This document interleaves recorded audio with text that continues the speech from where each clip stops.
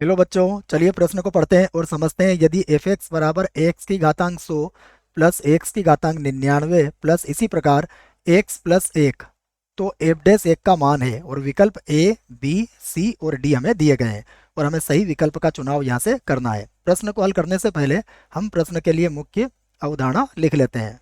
तो प्रश्न की मुख्य अवधारणा जिसकी सहायता से हम इस प्रश्न को हल करेंगे।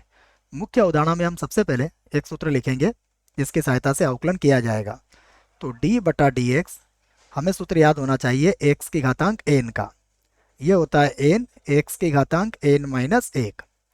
उसके बाद d बटा डी एक्स, यदि कोई अचर राशि है तो अचर राशि का अवकलन जीरो होता है, ये भी हमें याद होना चाहिए। तो अचर का अवकलन क्या होगा? जीरो। ये प्रश्न के लिए पहली मुख्य अवधारणा है। एक और मुख्य अवधारणा हम यहाँ पर लिखेंगे कि समांतर श्रेणी के n पदों का योग, n पदों का योग, इसके n पदों का योग का जो सूत्र होता है उसे कहते हैं एस एन, बराबर होगा n, कोष्टक में होगा a प्लस एल और बटे में आ जाएगा 2। ये समांतर श्रेणी के n पदों के योगफल का सूत्र है जो भी आपको इस प्रश्न के लिए याद रखना है। आइए अब हम जो प्रश्न दिया गया है उसे लिख लेते हैं। तो हमें प्रश्न में दिया है एफ एक्स बराबर एक्स की घातांक 100 प्लस एक्स की घातांक यहाँ पर है 99 और प्लस इसी प्रकार से अगर इसको आगे देखेंगे तो प्लस एक्स और उसके बाद प्लस एक है।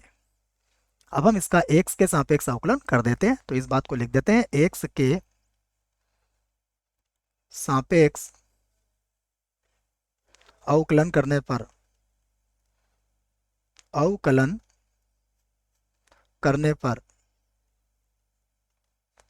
पर हम इसका एक्स के सापेक्ष देखिए अवकलन करेंगे और अवकलन का सूत्र मैंने आपको पहले ही लिखवा दिया है। तो इसका अवकलन होगा एफ डैश एक्स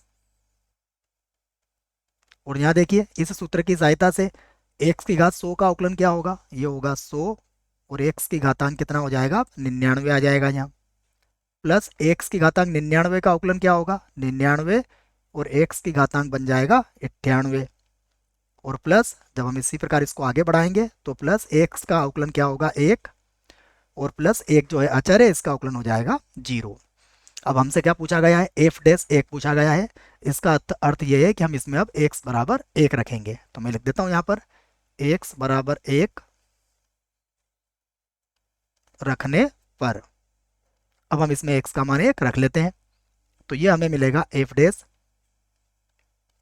एक्स का मान मैंने एक रख लिया है, तो ये हो जाएगा 100 और उसके बाद एक की घातांक कितनी हो जाएगी? 99 प्लस 99 और यहाँ एक की घातांक हो जाएगी 98 और प्लस इसी प्रकार जब इसको आगे बढ़ाएंगे तो ये हो जाएगा प्लस का एक।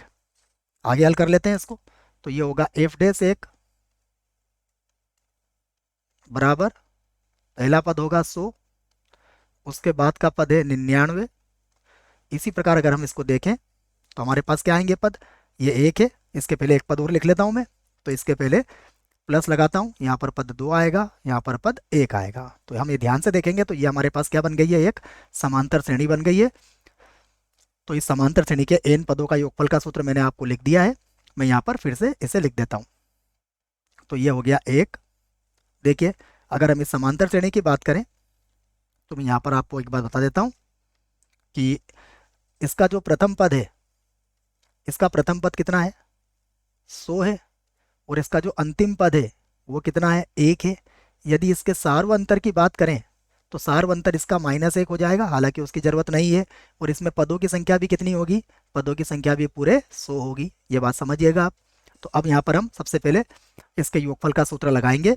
योगफल के सूत्र की सहायता से ये हो जाएगा 100 और उसके बाद पहला पद क्या है इसका? पहला पद भी हमने 100 लिखा है, इसका अंतिम पद कितना है? एक और बटे में कितना आ जाएगा? 2। तो हम इसको हल कर देंगे तो ये बन जाएगा 50 और गुणा ये हो जाएगा 101। अब हम गुणा कर लेते हैं, 50 का पढ़ा एक बार बोलेंगे तो पूरा हल करने पर ये आ जाएगा 50 50।